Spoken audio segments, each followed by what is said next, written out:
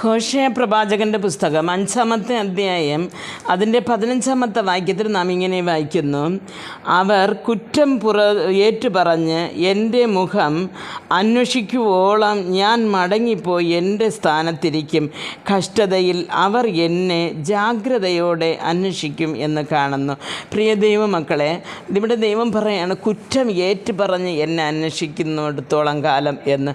നാം പലപ്പോഴും നാമും പറയാറുണ്ട്, അടുത്തവർ പറയുന്നതും കേട്ടിട്ടുണ്ട്. ഞാൻ ഒന്നും ചെയ്തില്ല, ഞാൻ നിർമ്മലനായിരുന്നു, എന്നിലൊരു കളങ്കമില്ല, പക്ഷേ എങ്കിലും അവർ എനിക്ക് വിരോധമായി ഇത് ചെയ്തു എന്നാണ് നാം പലപ്പോഴും ചെയ്യുന്നത്.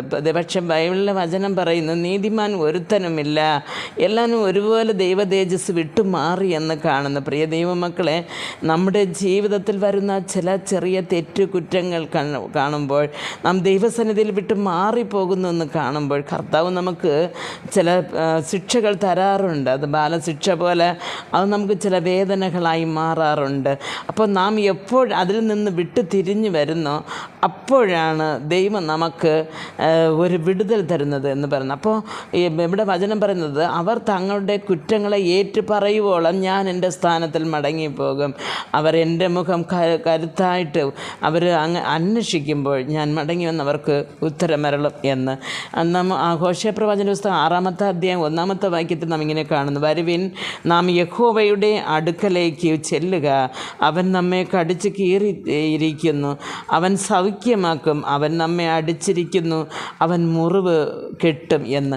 പ്രിയ ദൈവമക്കളെ, നാം ദൈവത്തിലേക്ക് നമ്മുടെ പാപങ്ങളെ ഏറ്റുപറഞ്ഞ് മടങ്ങി വരുമ്പോൾ അവൻ നമ്മുടെ മുറിവുകളെ കെട്ടും.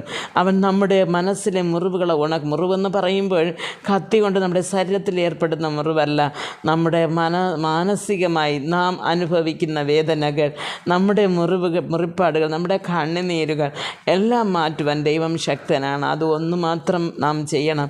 നാം നമ്മുടെ കുറ്റങ്ങളെ ദൈവസന്നിധിയിൽ ഏറ്റുപറഞ്ഞ് കർത്താവോട് നിരപ്പ് പ്രാപിച്ച്, ചിലപ്പോൾ നാം പ്രാർത്ഥിച്ചുകൊണ്ടിരിക്കും, പ്രാർത്ഥന നിർത്തും, ബൈബിൾ വായിച്ചുകൊണ്ടിരിക്കും, ബൈബിൾ വായന നിർത്തും, ദൈവത്തിന് വേണ്ടി എന്തെങ്കിലും നാം ജോലികൾ ചെയ്യും, പക്ഷേ ആത്മാദായം പോലെ എന്തെങ്കിലും ചെയ്യും, പക്ഷേ അതൊന്നും ചെയ്യാതെ നിർത്തുമ്പോൾ കർത്താവ് നമുക്ക് എന്തിനു ചെയ്യുന്നറിയാമോ?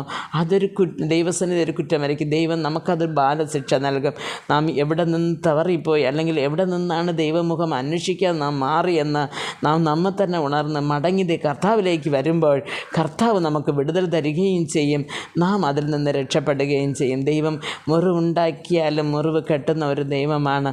പ്രിയ ദൈവമക്കളെ ആയതുകൊണ്ട് നാം നമ്മളെ തന്നെ ഉണർന്ന് നമ്മുടെ തെറ്റുകുറ്റങ്ങളെ ഉണർന്ന് ദൈവസന്നിധിയിലേക്ക് മടങ്ങി വരുവാൻ ദൈവം നമുക്ക് ഓരോരുത്തർക്കും കൃപ നൽകട്ടെ എന്ന് പ്രാർത്ഥിക്കുന്നു. ആമേൻ.